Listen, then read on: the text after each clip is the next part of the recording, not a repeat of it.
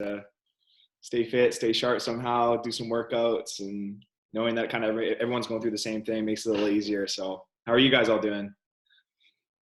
Yeah, great.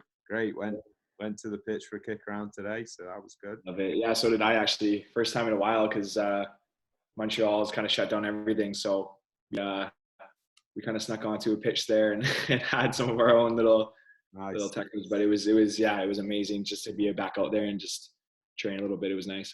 Yeah, I bet it's hard to see the other MLS teams going back, and you're kind of in control of the Canadian government, right? So yeah, absolutely. It's yeah. Oh well. I'm glad for them, but no, it still kind of sucks for us. Yeah. All right. Well, I'll put my mic on mute because no one wants to listen to me. They have enough of me in the gym. And then whenever.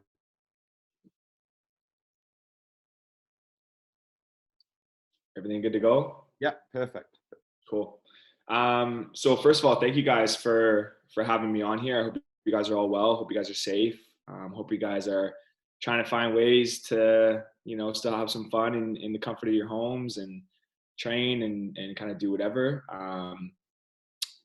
My kind of story is unique. Obviously, you guys have probably heard about it. It's been a journey. Obviously, I know the age range kind of ranges in here. But for me, I started when I was about 5 years old. I started kicking ball when I was 5.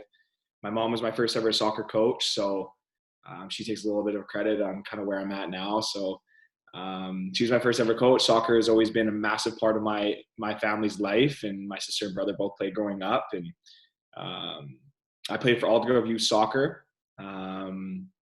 It's kind of near Vancouver, a small town near Vancouver. And played for Aldergrove Youth Soccer from U5 to about U11. And I had so much fun playing at that club because it was my hometown club. And then there were times where I had to move, so to a bit bigger club in Langley. So Langley is another city kind of close to Aldergrove, and I played there from my U12 to U14 years, and I actually played a couple years up because just the level of play was better, and I got to play against some physical kids and get good experience that way. And then I played from U15 to U18. I went to Surrey United, a club called Surrey United, another bigger city kind of within the Vancouver area. I played there from my U15 to U18 years, and I had some great success there. I won 2 national championships there in U16 and U18.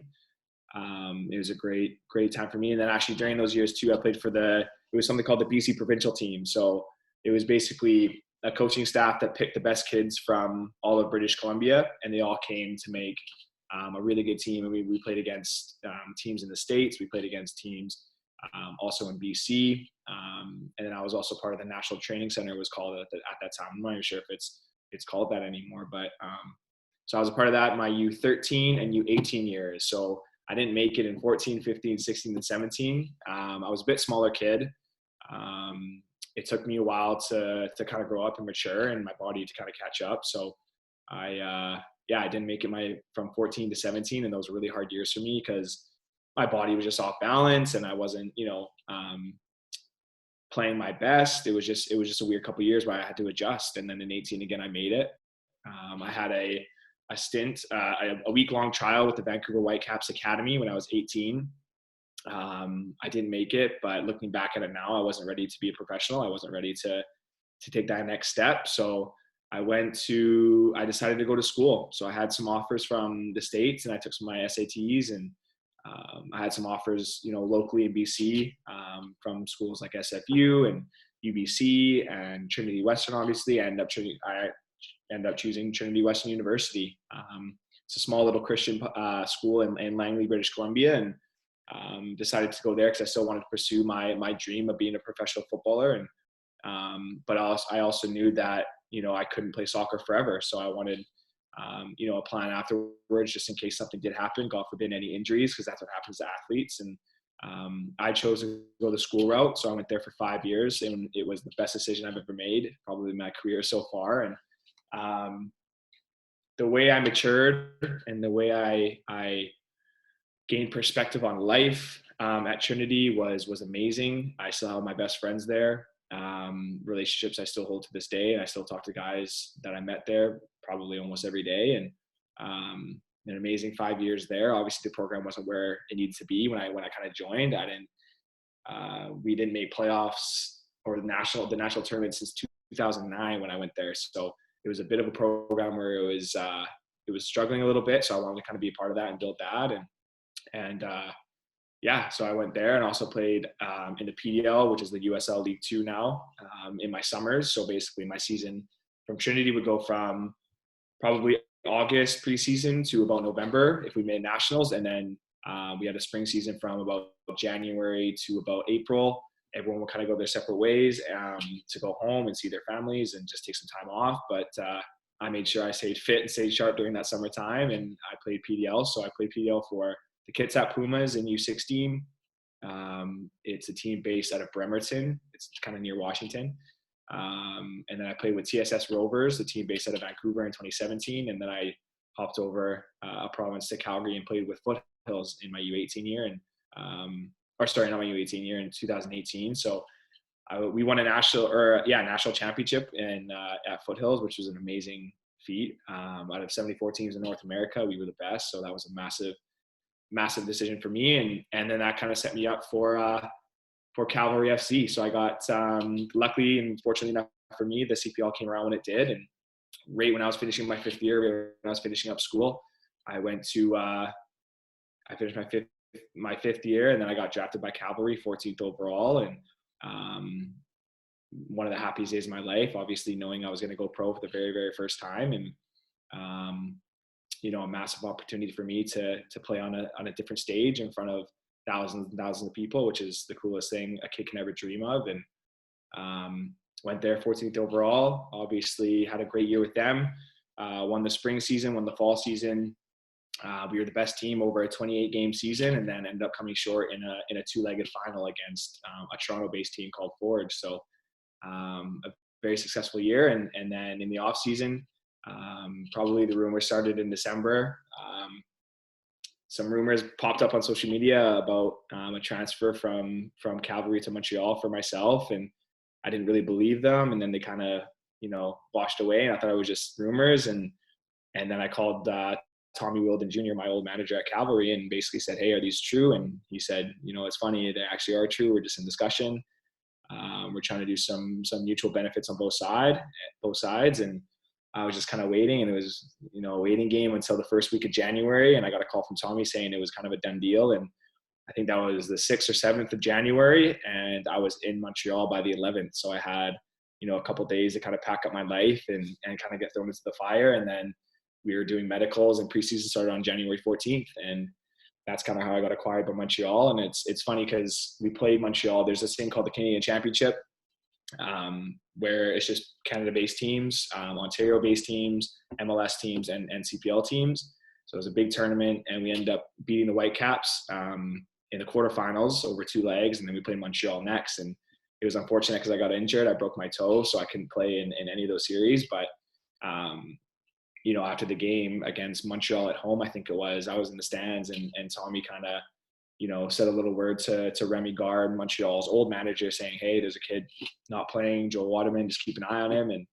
And I guess they were in the back half of that season. So I had a good rest of the season, and then I got acquired after that, and now I'm in the MLS. So it seems like a very smooth transition from club to club. It definitely was not. Obviously, I'm pretty sure you guys have experienced things in your guys' career so far, even, how young you guys are. But, there's some hardships. Obviously, moving clubs wasn't my favorite thing to do because, I loved Aldergrove where I lived. But, knowing I had to go to bigger clubs to get more success and more exposure, I had to make those difficult decisions of changing clubs. And then obviously being cut from the BC provincial programs when I was 13 and 14 was very tough because, I wasn't getting cut for my talent. I was getting cut for my size. They wanted a bigger team, and it was understandable. And, but I'm so happy that I went through that first no so early on, because I feel like, a lot of kids don't hear their first no's until university, or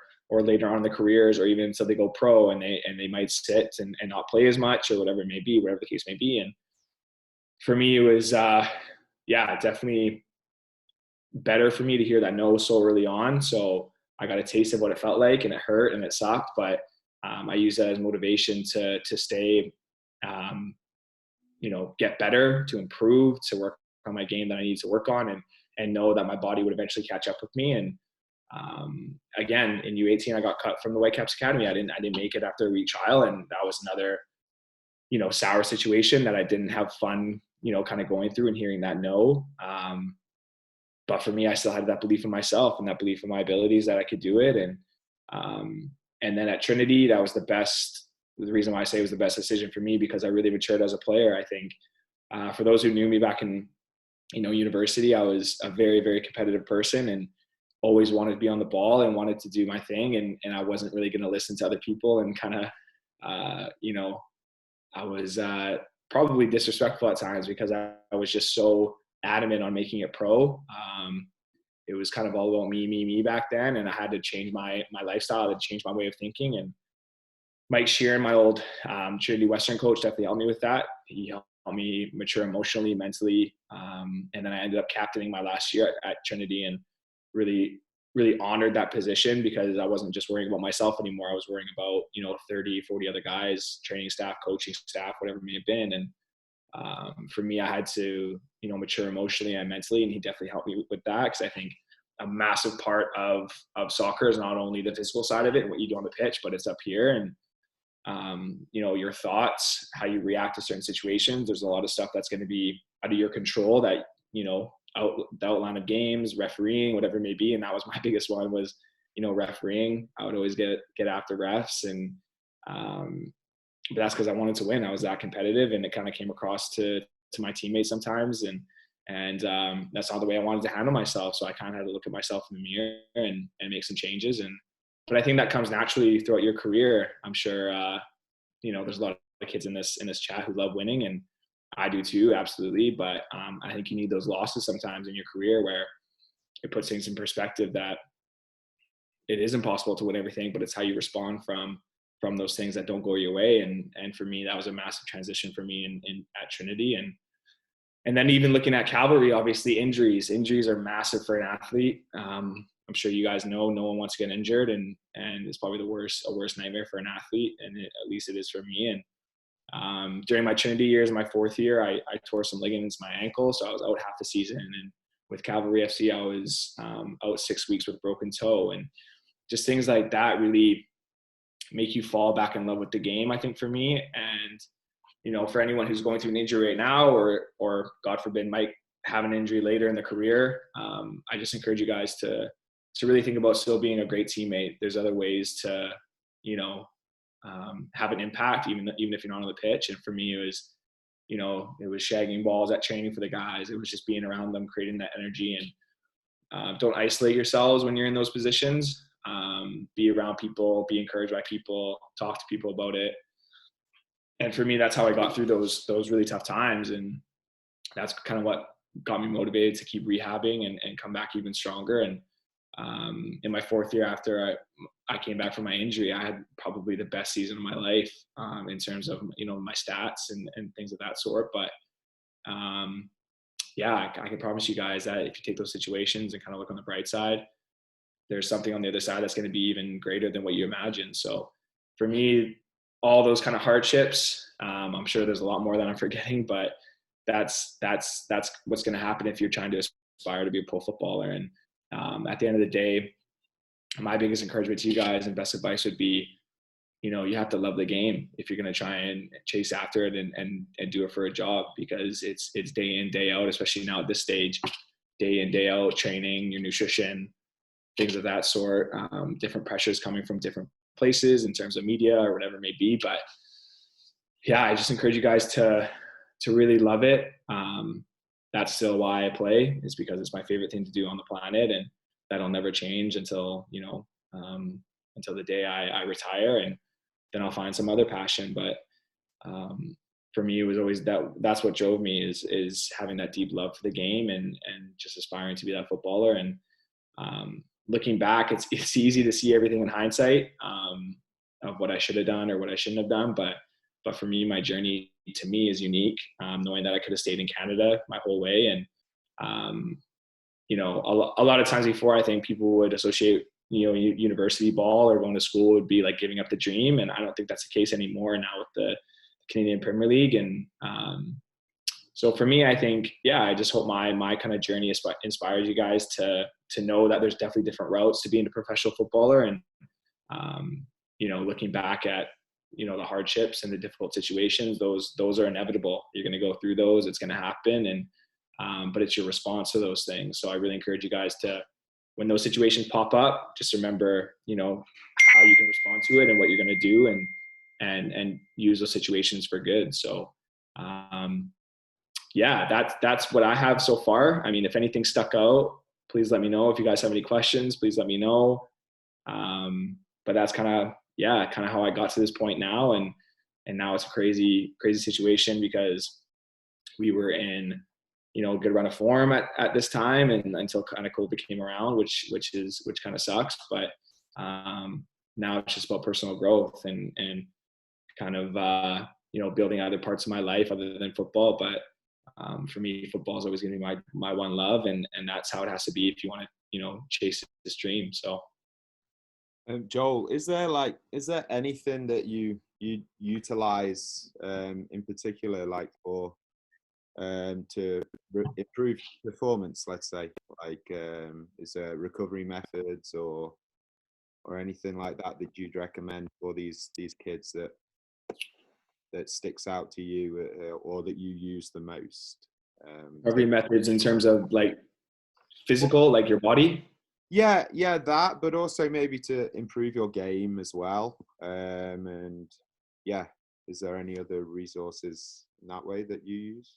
Yeah, I think, in terms of recovery, I think, Matt, I mean, we have a lot of, in terms of the physical part of things, we have a lot of machines that we kind of do. Ice baths are a lifesaver, even though they suck for the 10 minutes that you're in there and they're terrible.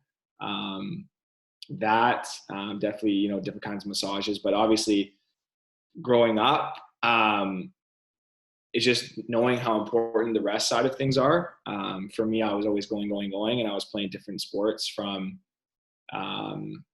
probably until age like 8 to about 14. I was playing kind of different sports, and then I kind of had to choose because my parents just couldn't drive me everywhere. And, but yeah, I definitely would say and encourage you guys to rest. Obviously not too much where you get in this kind of state of kind of what we're in now, and it's kind of hard to train, but definitely give your time and body and definitely your mind, a rest in these times. Because obviously, when you're training, when we're doing, even as a youth player, I was training almost every single day, and it gets taxing, and taking a rest doesn't mean coming home and kind of scrolling through different kinds of social media and things of that sort. It's actually letting your body rest and getting the proper nutrition, getting the proper hydration. I drink water all the time.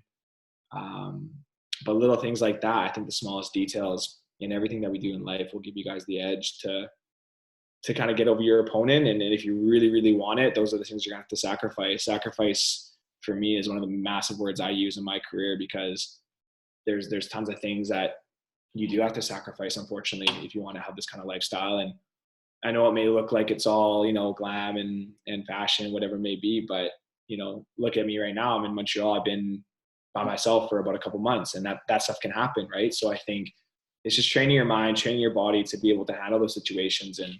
And that's also part of it. But definitely, the actual training part of it, the working part of it, that triumphs any of this any day of the week. So, just for me too, find what kind of works for you. I think for everybody, I'm not, I don't love ice bathing, but I just know I have to do it and it works. So for you guys, it might be, a stretch or rolling or whatever it may be. Just find something that works for you and how you recover. And I think everyone's kind of different. Their bodies are different and they react to different things. So kind of find out what's unique to you and what you do for recovery, and use those efficiently. Perfect. Yeah, I'd agree. Like, you're right down my alley there in terms of rest and recovery for sure. Like, I preach that to the kids so much. But like, if we're taking it back to your college and uni days, like, how did you prepare to go to college? Like, what steps did you take? Yeah. So I, The recruitment process, basically. yeah, it was, I don't know if it's the same now. It might be a bit different, but for me, it was, obviously taking my SATs. And for those that don't know, those are the tests you have to take if you want to go to an American school, and you have to get a certain score. So for me, I did them. And then the States, it wasn't really for me. I kind of wanted to stay closer to home. But in terms of the recruitment process, man, I don't remember a lot of it. I think I definitely got a hold of different coaches and emailed them prior and said, hey, I'm going to be at this tournament. I'm going to be at this tournament. I'm going to be here at this time, whatever it may have been. And make sure not to send like a blank email to every coach. Make it personal to them. So if you know like a fun fact about them, or if you don't just send a blank email to all of them saying I'm going to be here and here and here. It's great that you're doing that to a wide audience, but make sure you do it personally, because I don't think any coach really wants to see, that they're not really different from other schools. And for me, that gave me a massive advantage, because I did it personally to them. Might have said congratulations on a prior accomplishment of that year, or whatever it may have been. Just find something that you can kind of hone in on that makes them different from everybody else. And then tell them, hey, I'm going to be here, here, and here. I'm interested. Maybe we can have a meeting after, meet them in person, and then send that to, however many schools that you're interested in or want to go to. And then I think I got recruited in my grade, the summer of grade 11 and 12. So I was signed pretty early because I knew Trinity was the place for me. It just felt like home. I would encourage you guys to, if the campuses are local, go to the campuses, because I think you're only on the pitch, a couple hours a day. And then on weekends for games, you got to actually like the place that you're going to, and like the facilities, and like everything else about, the school. Make sure they have you kind of what you want to study, if you want to choose that road to go, whatever it may be, like the sciences, whatever it may be, whatever you're interested in. You're going to be doing a lot of school time too. And that's something I had to learn, because to be honest, I hated school. Like, I hated school. And up until a point where I knew that I had to do well in school to play football. So I'm so glad I went through that experience, because it showed me definitely skills of time management. It definitely showed me skills on how to prioritize things, just different things like that. And I did really well in school after, high school wasn't really for me, but I did really well in university, because I think, you got to choose kind of what you're interested in, and then it kind of motivates you to be better at it. So, yeah, those types of things. Just encourage you guys to, personally send them emails, go to the campuses, check it out, invite them out to things, say hi to them after the game, and then just try and stand out. Just try and stand out from other kids, and I think that'll give you a massive advantage. Perfect. Yeah. I think that stood out from the things that we've had, is that everyone has said you have to like the place that you're going to, because what if football's not around? Yeah. Absolutely. It's huge, right? And definitely when Sinclair was on and Callum last week, they both said, like, reiterated what you said. Yeah. One more question from me, and then we'll open it up to the kids. Because obviously, me being a strength and conditioning coach, I preach the gym to them to the kids. How do you prioritize that? I'm sure you obviously have your S&C coach with Montreal Impact. So how do they break it up? Do you know, like pitch time, gym time, things like that? Yeah, so they actually give us, this is the first time where they've given us a lot of freedom to kind of do our own thing. I mean, if we ask them to put together a plan, they know what our weaknesses are, but it's the onus is on the players to initiate it, right? So for us, we have a lot more freedom in that. I like to try and work out probably twice a week, 3 times a week, depending on our game schedule, right? So I don't want to overdo it. I'll go a little bit harder, at the beginning of the week on the Monday or Tuesday, and kind of go a little bit lighter from, the Thursday, Friday sessions. But yeah, I think your body best. So for me, it's knowing, okay, like if you're off balance in games, if you're getting pushed over the ball, then there's some core issues there. So you have to work on your core. If you're not shooting hard enough, then it might be, you might have to do a couple more leg workouts. It's just, I think it's different for everybody. For me, my core is my biggest thing. And just not getting knocked off the ball, because now I'm a center back. So I was actually a midfielder up until 2018, and then I got switched to center back. So it's been an interesting transition, and just knowing how more physical you have to be, and you're the last man back. You got to win headers. You're in fights a lot more. So I had to kind of hone in on the core and the leg stability to help me last in games and to kind of go into those challenges. So yeah, for me, I think it's just knowing yourself, knowing your bodies, and knowing when you need rest, when proper rest is necessary. But yeah, that would be my advice and my encouragement, is just kind of, trying to balance it out during the week. So like I said, I go harder on the earlier days and go a bit lighter on the later days. And depending on our schedule, I'll work out once a week, twice a week, 3 times a week, whatever it may be. And I think, it's, even when I was even when I was their age, I wouldn't say I was in the gym, hitting weights all the time, because I just didn't really know. And no one really taught me the importance of the gym. But I can tell you right now, if you're stronger and your core is stronger and your legs are stronger and you're just stronger overall, but yes, you match that with, the agility stuff, the speed, the quickness, nothing can stop you. And it's having that balance. And I think every player kind of knows themselves and what they need. Yeah, totally agree. We have some little beasts in the gym. Three sessions a week, some regulars, from 11 to 16, 17. Yeah. So yeah, they're lifting heavy for sure, even at their age. I mean, what I would preach, I suppose, is that we follow the long-term athlete development. So obviously we want you to learn how your body is moving as you're younger, and then Definitely progress through there. You all have to remember Joel is like 24, is that right? 24, yeah. Yeah. So it was a bit different back then. Yeah. Much of the importance wasn't really placed on the gym at that time. Growing up from my 12 to 18 years. Yeah. It was just all about, kind of knowing your body, and then after that you can kind of hone in on and waiting to see your body develops. Mm-hmm. And then kind of honing in on areas you need to work on. But I know now it's a bit different. You see kids in the gym earlier, which is great. It's just making sure obviously all the safety precautions are followed and things of that sort.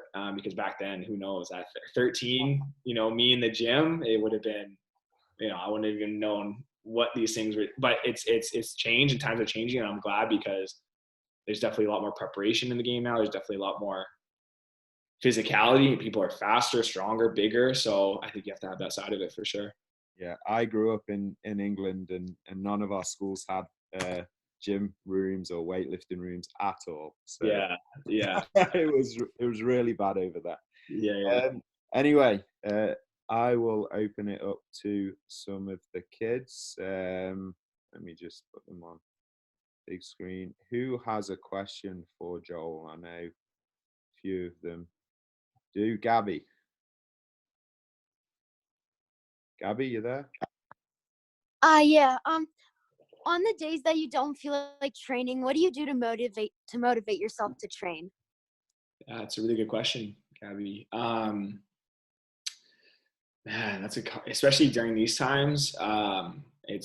First and foremost, it's definitely difficult. There's nothing, it's totally natural for everyone to feel, kind of sluggish and I gotta go work out again. But for me, I would say my love for the game first. I don't want to cheat the game, right? So the game has given me so much in terms of, a salary, first of all, a paying job, relationships, lessons. And I just think back of everything that football kind of gave me, and I kind of want to give back to it. So I don't want to cheat the game ever. There's going to be times where, you might not work out that one or 2 days or whatever it may be. But you just got to kind of bounce back and remember, why you're in this in the first place. And then also for me, the people around me, my family, my friends, the people that inspire me and support me, I don't want to let them down. And I don't want to let my teammates down by coming back sluggish or not sharp or not fit. So those things definitely keep me motivated. It's definitely extrinsic things in terms of other people, but it's also intrinsic and looking at, how much the game has given me, and I don't want to cheat it whatsoever. So in terms of practical things, make sure, you kind of keep a daily schedule of waking up at a certain time and keeping it the same. Because, some days you might wake up at 8 and it might feel really good. And then the next you're going to sleep until 12, and it's going to be really hard to keep a balanced lifestyle that way. So for me, I try and wake up at the same time. That way I know my body's kind of programmed knowing, okay, now it's time to train, and just things of that sort, just trying to keep practical ways of staying motivated and getting up and actually getting dressed. That's another big thing. I feel like if you get dressed in your workout stuff, then it'll kind of train your mind into, let's do this. And so those are little tricks I kind of use to kind of stay motivated, but definitely the other two of other people and not cheating the game are kind of what keeps me motivated. Thank you. You're welcome. Gabby, did you hear that about waking up at like the same time? Did that go in? Yeah. Yeah, hey, Gabby, don't worry about it. Sometimes I'm sleeping in too. It happens. It happens. I get it. Happen. Especially this time. I get it. Yeah. Yeah. All right, Sophie.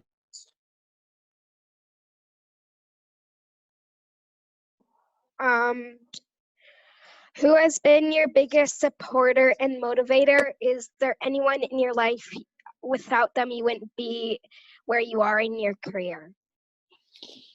Wow. Yeah, that's a loaded question. Right off the bat, I thought about my mom and dad.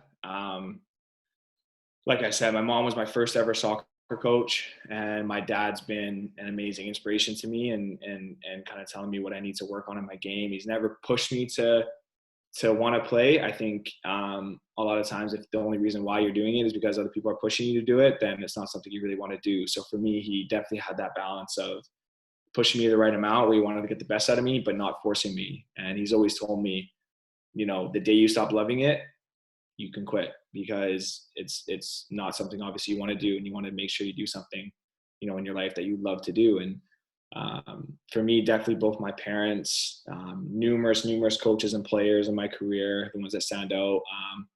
My university coach, Mike Sheeran, cavalry coach, Tommy Wielden Jr., definitely massive parts of why I'm here. And then obviously my support system in my circle back home. I don't have a massive circle of, 10 or 15 best friends, but I have, 4 or 5 that I stay in contact with almost daily, and to talk about life with, and to talk about whatever with. So those guys keep me grounded and keep me level-headed, and I think you need, that circle, along with, my parents were amazing, and then obviously the coaches and players that I play with to keep me motivated in my career. So that's the long answer of it. I can't nail it down just to one person, but there's definitely you guys will see kind of in your life where you kind of end up, you look back and realize that it takes a village to get just one person here. Thank you. You're welcome. Awesome, Soph. Haley. What made you choose a Canadian university over an NCAA university? Definitely geographically it was better. Trinity was, half hour from my house. So I knew, on game days and when days where I felt like, I needed to be home, I could go home, and my parents could watch me, my friends could watch me. So that was a massive part of it. Also too, I wasn't really stoked on the idea of a D1 environment. I wanted to be an environment where, football was the most important, and then obviously my schooling too. And I felt like if I went to a D1 university, I'm pretty sure, the connotation around a D1 university is there's a lot of other things that you could be doing. And for me, if I went to a state school, I'm sure I would have had a lot of fun, but that's not really what was interested in me in that time. And also I had, some friends that already went to the school and kind of told me about it. And then I saw the recruiting class coming in and where they were at. Like I said, they didn't make nationals since 2009 at that point when I went in 2014. So, and then we didn't make it until my 5th year, which was 2018. So it was almost 10 years since they didn't make a national tournament. And I realized obviously saw who was coming in my recruiting class, and I wanted to make the program better and be a part of it. So there's so many things that were just appetizing to me in terms of the school and the education and the people that were going there. So I decided it was just best fit for me to stay closer to home. Thank you. You're welcome. Perfect. Blake. Okay. What was it like to make your debut in the MLS? Yeah, it was something I'll remember for the rest of my life for sure. We played against New England. I think we went 1-0 down pretty early actually, so it didn't start off the greatest. But then we were playing really well, playing in front of, I think it was 17,000 fans. Montreal fans are amazing. And just, I took a moment before the game, just kind of look around and kind of realize I'm actually here. And it's crazy to believe and crazy to think, but for me, I knew I was going to be there at some point. And then I got an assist on the first goal. It was off a corner kick and I headed it across the box and someone tapped it in. So having that contribution was extra special. And then we ended up winning 2-1. So the fact that, it was in front of 15, 20,000 fans, I got an assist. It was a day I'll remember for the rest of my life. The only thing was my parents weren't there, unfortunately, but they were watching on TV and just seeing how much support I had at home. Just the overall experience was amazing. Thank you. You're welcome. Perfect. Ella. When you were in university, how was the balance between school and soccer? Great question. Yeah, it was difficult. If I'm honest, in my first year at university, I had to take some extra courses because my grades just weren't there. And it was definitely a new transition for me. And it was really, really hard to balance both. I was definitely swaying more towards the soccer side of it because it was a lot more fun. But after my first year, I did really well in school because I realized, again, I had to keep my grades up in order to play soccer. That's just how it is. You're definitely a student athlete. Student comes first. And but it definitely showed me things, like I said, time management, what to prioritize.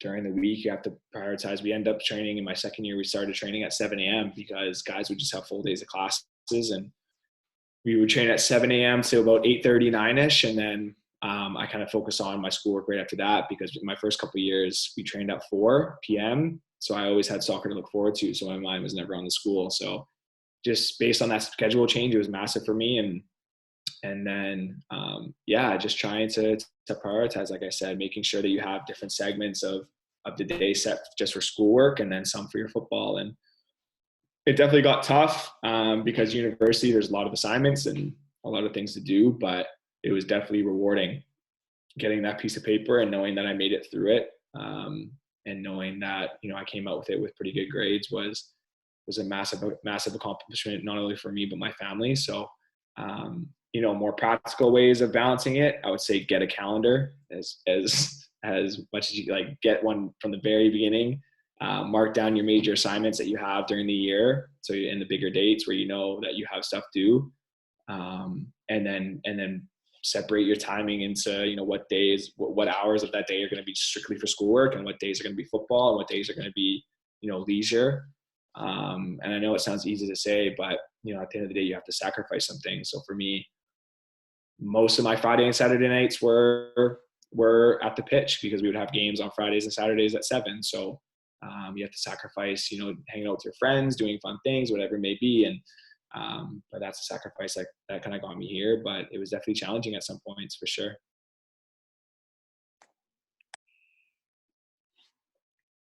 Mika.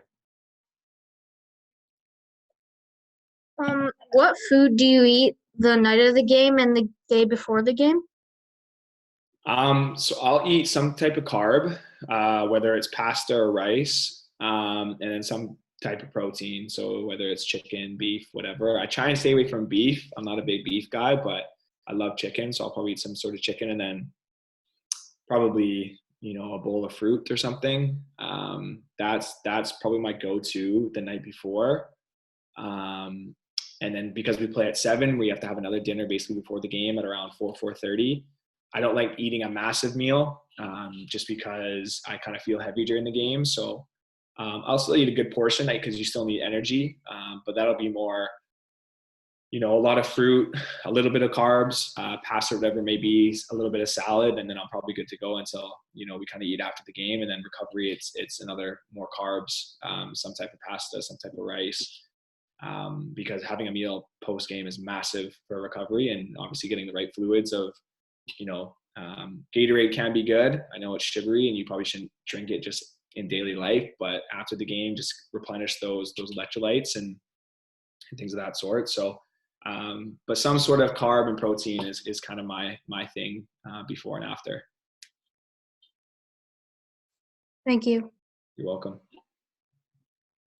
Adam, you're up next. What did you study at university, and what's your backup plan?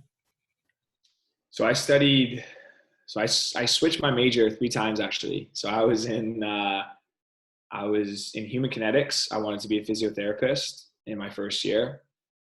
Then I took biology, and it was absolutely crazy. It was way too hard, and something that it became not interesting to me anymore, because it was just like, there's so much memorization in it, and so many things to know. And I kind of started to choose a different route. Then I went into business my second year. Loved it, but still felt like something was off, and that I wanted to do something better, and well, not better, but just different. And then I moved to media and communications. So media and communications is more, the broadcasting, journalism, public relations, that sort of thing. So I got a little bit of business and media and communications in it. So it was really, really nice, because my plan after is to be, a public relations representative and part of the marketing for kind of cool companies, Nike, Adidas, sporting stuff, whatever it may be. I don't know what exactly that looks like right now. But that's kind of the world I'm kind of interested in, the business world, and kind of how things work. And that, and then also coaching. I love to coach. I love to be around the game as much as I can. I love to teach youth and just see them get better. So coaching is definitely in my future, and just staying around the game. Thank you. You're welcome. Ben? When you went to university, did you get a scholarship? I did get a scholarship. Yep. So I got a scholarship. It changed from year to year just based on people graduating and new money opening up. But I got a scholarship all the way through my 5 years. Yeah. Thanks. You're welcome. Aid, is it? What would be a good drill for like what's happening on in the world right now? A good drill? Yeah. Like a soccer type drill? Yeah. There's lots, my man. I think for me, I love to pass the ball and work on my passing. So it's kind of hard to describe kind of these drills, but I can definitely send Harry something for you guys if you guys want to look at them. It's basically just very simple stuff. If you guys can get it on a little piece of grass somewhere, obviously take your precautions. All you guys need is some soccer balls and some cones, different rollovers and different touches, inside, outside the right foot, then your left foot, then using both feet, dribbling in between cones. And then if you have someone else there, they can throw you the ball, and you can do little volleys back and forth, back into their hands. You can do it with laces. They can throw it to your chest. You take it off the chest and touch it back. There's tons of little things that you guys can do just to, work on your game and do those little things. But if Harry would allow me to, I'll definitely send him some stuff for him to send to you guys, and you guys can look at kind of what we do on a daily basis. Thank you. You're welcome. Yeah, that would be amazing. And yeah, testing your future coaching right there. Yeah. Lee, last one, and then I've got some questions as well. When you first got signed to Montreal, how did you break the news to your parents that you finally made it to like a big club? They kind of knew what was going on the whole time. They were kind of making that decision on whether or not I was going to go. But the day I called them, I remember I called them on the phone, and I think I just finished training.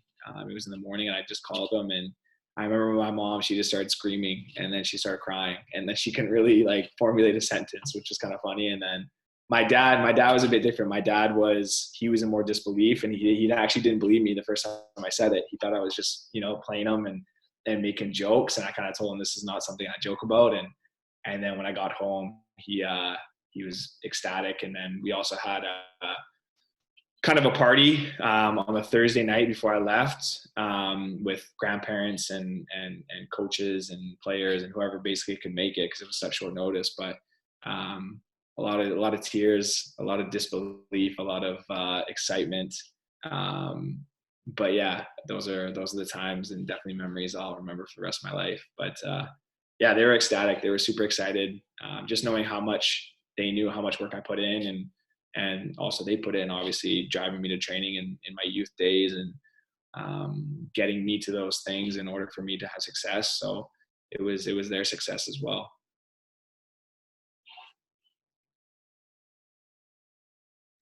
Thank you. You're welcome. Okay, perfect. Well, we won't keep you much longer, I promise. These are like 7 one-answer questions. Yeah. Questions. Okay, so favorite player? Steven Gerrard. Oh, okay. Favorite team? Liverpool. Oh, I knew it.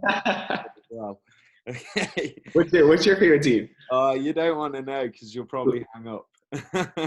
It's anybody but like basically Arsenal I'll take. Oh, no, Man United. Man United. Okay. I mean, even growing up, I liked Man United. I was never a fan, but I liked them just based on. It's more of a thing in England, I think. Right, like exactly. It's yeah. Once you pick a team, you're that's your pretty team. intense. Favorite pre-game music? Probably some sort of hip hop or rap. You've already answered this a tiny bit, but favorite pre-game meal? Yeah, some sort of carb, so pasta. I wouldn't even say it's my favorite, but I know it's the best preparation for me to have because we have pasta a lot, right? Because we just train so much and it's easy for us to work it off. But yeah, definitely some sort of, I have to have fruit in there too. So some sort of protein, carb, and a bowl of fruit probably is my go-to. Favorite lift in the gym? Ooh, that's a good one. Man, I want to say some sort of leg workout, but I hate legs. And I probably shouldn't say that, but you have to do them obviously. But I like